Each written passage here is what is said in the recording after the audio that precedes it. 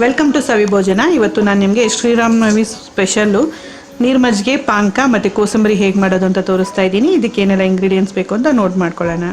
ನೋಡಿ, ಈಗ ಕೋಸಂಬರಿಗೆ ಏನೆಲ್ಲ ಇಂಗ್ರೀಡಿಯೆಂಟ್ಸ್ ಬೇಕು ಅಂತ ನೋಟ್ ಮಾಡ್ಕೊಳ್ಳೋಣ.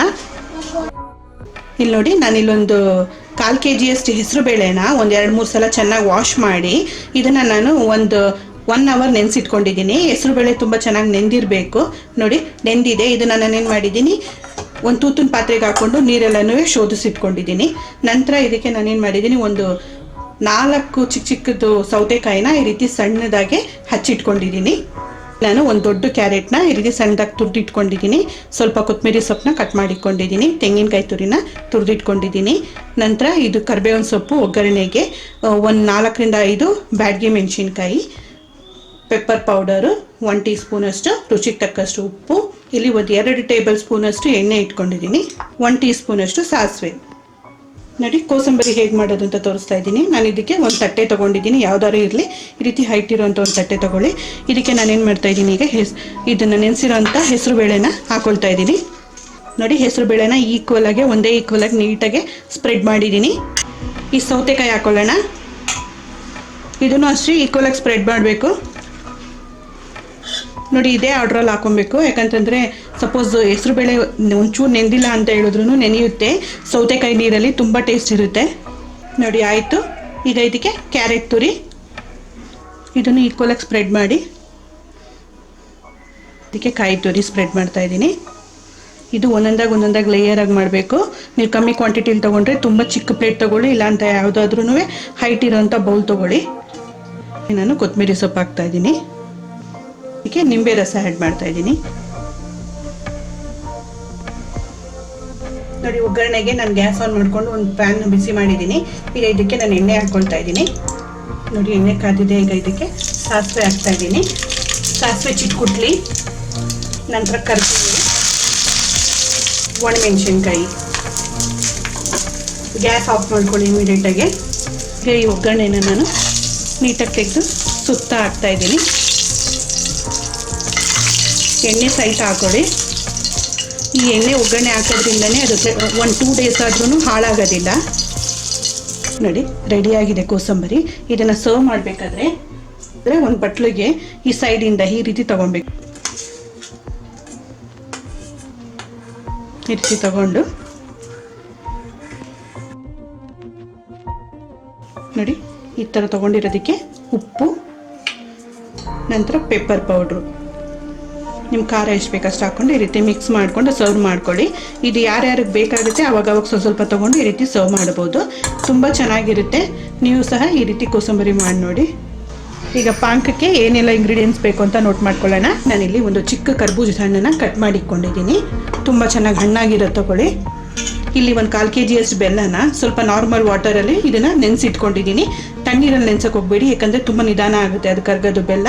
ಹಾಗಾಗಿ ನಾರ್ಮಲ್ ವಾಟರಲ್ಲೇ ನಾನು ನೆನೆಸಿಟ್ಕೊಂಡಿದ್ದೀನಿ. ಇದನ್ನು ಅರ್ಧ ಹೋಳು ನಿಂಬೆಹಣ್ಣು, ಶುಂಠಿನ ಈ ರೀತಿ ತುರಿದಿಟ್ಕೊಂಡಿದ್ದೀನಿ ತುಂಬ ಸಣ್ಣದಾಗೆ, ಮತ್ತು ಜಜ್ಜಿಟ್ಕೊಂಡಿದ್ದೀನಿ.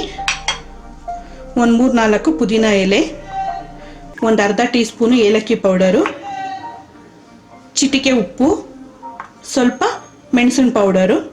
ನಾನು ಇದು ಕೋಲ್ಡ್ ವಾಟರು, ಫ್ರಿಜ್ಜಲ್ಲಿರೋ ವಾಟರ್ ತೊಗೊಂಡಿದ್ದೀನಿ, ಒಂದು ಅರ್ಧ ಲೀಟರ್ಷ್ಟು.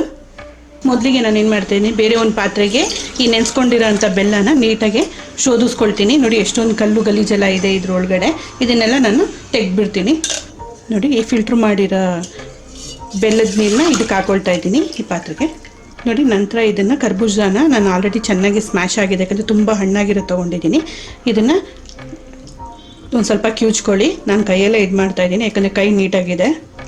ನೋಡಿ, ಈ ಕಿವುಚ್ಕೊಂಡಿರೋದನ್ನ ಇವಾಗ ನಾನು ಈ ಬೆಲ್ಲದ ಪಾಕಕ್ಕೆ ಹಾಕ್ಕೊಳ್ತಾ ಇದ್ದೀನಿ. ನಾನು ಸ್ವಲ್ಪ ಉಪ್ಪು, ಮೆಣಸಿನ ಪೌಡರು, ಹಚ್ಕೊಂಡಿರೋಂಥ ಶುಂಠಿ, ನಂತರ ನೋಡಿ ಈ ಪುದೀನ ಸೊಪ್ಪನ್ನ ನಾನು ಈ ರೀತಿ ಕೈಯಿಂದ ಮುರಿದು ಹಾಕ್ತಾಯಿದ್ದೀನಿ. ನೀವು ಬೇಕಂದ್ರೆ ಸಣ್ಣಗೆ ಹಚ್ಕೊಂಡು ಇದನ್ನು ಹಾಕೊಬೋದು, ಚೆನ್ನಾಗಿರುತ್ತೆ ಇದ್ರ ಫ್ಲೇವರು ಪಾನಕದಲ್ಲಿ.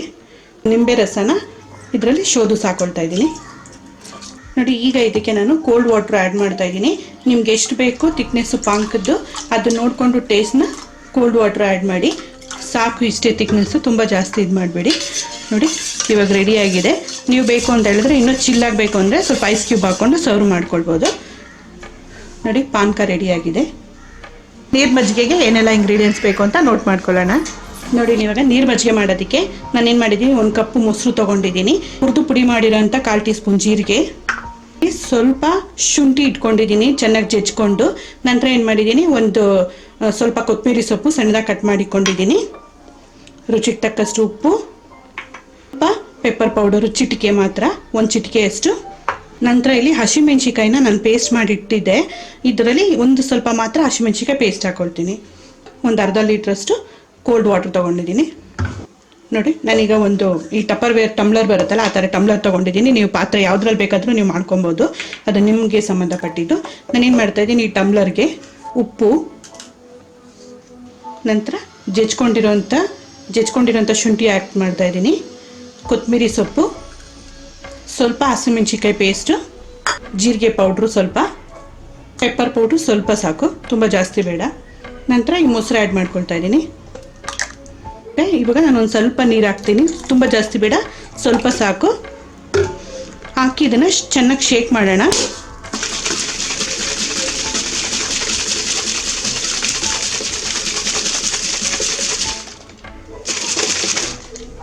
ನೋಡಿ, ಆಯಿತು.